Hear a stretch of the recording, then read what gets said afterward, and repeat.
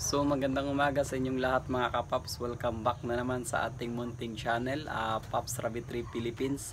So ngayon mga kapaps, ang itatopic natin is yung nagnas kahapon na rabbit. So sa awa ng Diyos mga kapaps, nanganak na po siya ngayon.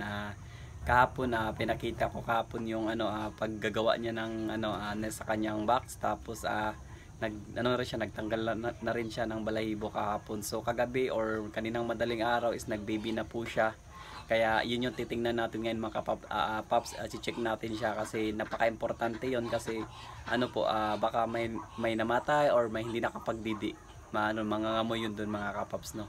So yung mother niya mga kapaps, nabigyan ko na rin ng B-complex, na-injikan ko na po kanina ng B-complex kasi napaka-importante yun mga kapaps, lalo na sa ating mga bagong panganak pa lang kasi stress yun sila, pagod, kailangan nila ng vitamina mga kapaps. So ngayon mga kapaps, kung bago ka pa lang sa akin channel, huwag mo kalimutan mag-subscribe and click bell notification para updated ka sa mga bagong video natin or sa mga bagong content natin na ipapalabas. So ngayon mga kapaps, check na natin, kaya tara.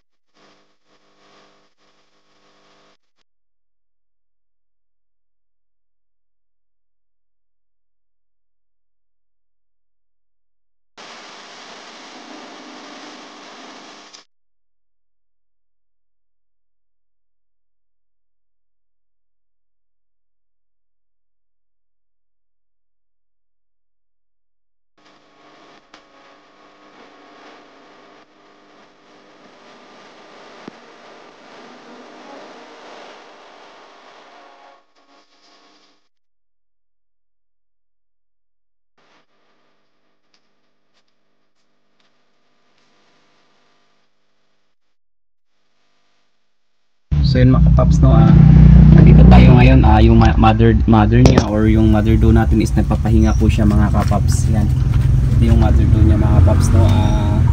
Ano po siya, yung mama niya is local New Zealand, tapos yung papa niya is upgraded kali mga kapaps. Bali naging upgraded yung papa niya kasi New Zealand yung mama niya na upgraded, tapos yung papa niya upgraded kali. Tapos yung mama naman nito is local New Zealand, kaya ganito yung niya, yung tsura. Tapos parang checkered mga paps, pero na rin to, upgraded na rin, hindi ito pure. So yun mga kapaps, yun yung baby niya mga kapaps. Yan, nakita nyo, yan, labas-labas. Yan sila mga kapaps, no, 7 nga, na-check ko na po kanina yan mga kapaps. 7 yan sila lahat, tapos 4 yung white, 3 yung black.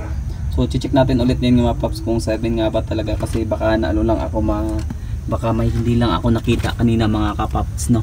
So yun mga kapaps, ang strategy sa paghahawak pala or sa pagtitingin ng kids mga kapaps is dapat mo munang hawakan yung mother doe natin bago tayo hahawak dyan sa balahibo nila.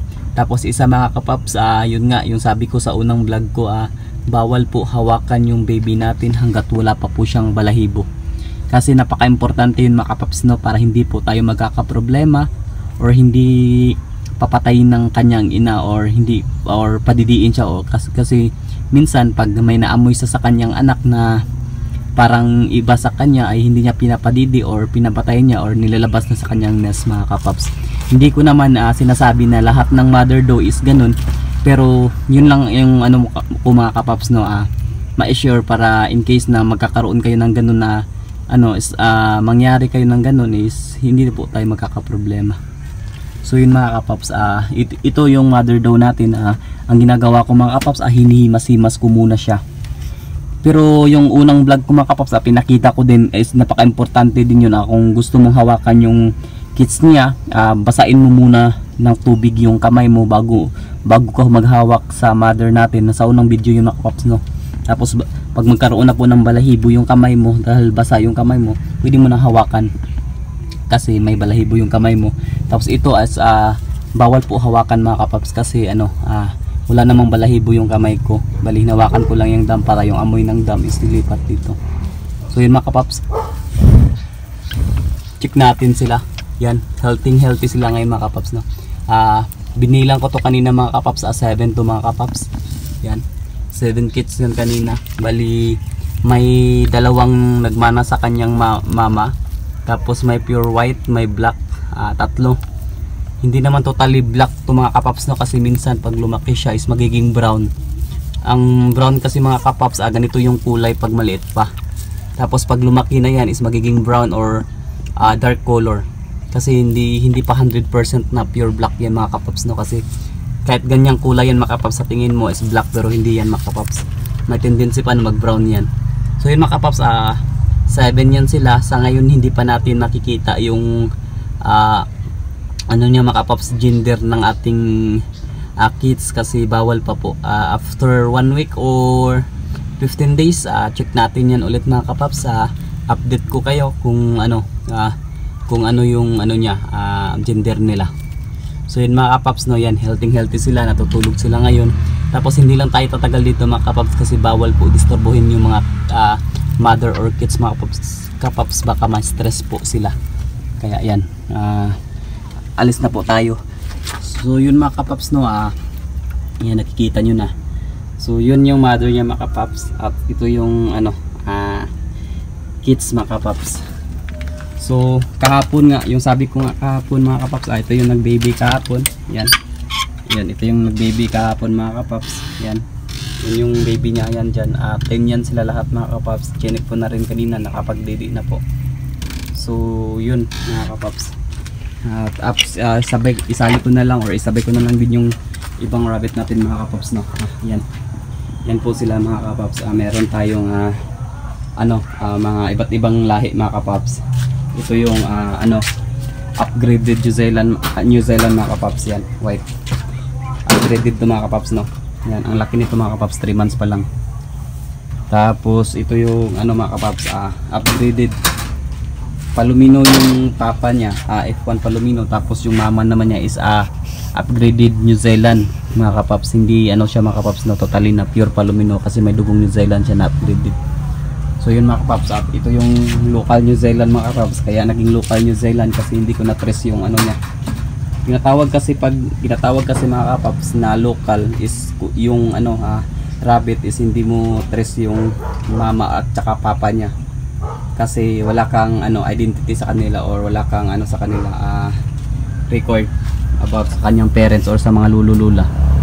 Yan, kaya nagiging local mga kapaps, no, local New Zealand. Pero ang laki nito mga kapaps, sa 3 months pa lang mga kapaps.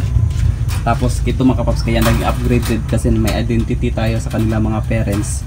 Lalo na to mga kapaps, sobrang laki nito mga kapaps. Tingnan nyo, tenga pa lang mga kapaps, no. Back to mga kapaps.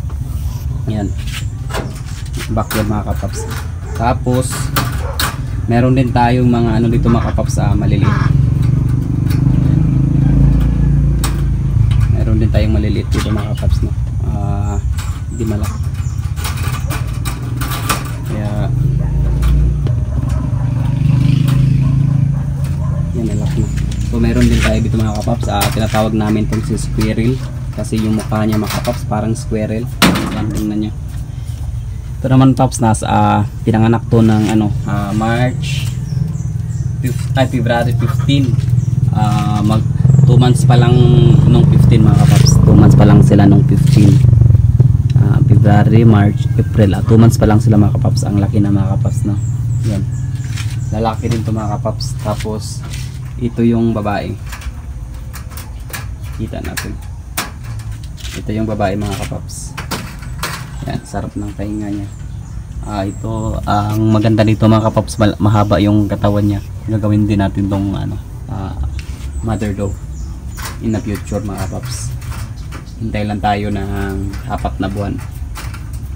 Ito naman back mga kapaps, bali ito naman is yung ibibigay ko sa mga kapaps, no, sa kaibigan din nating nagra-rabbit. Kasi yung pinakita ko sa dulo, yung New Zealand, swap ko kami, bali din ng lalaki mga kapaps. Yan, lalaki din to mga kapaps. Bali ito yung swap namin. Ang ano lang namin, hindi pa namin to binigay kasi pinapalaki pa namin.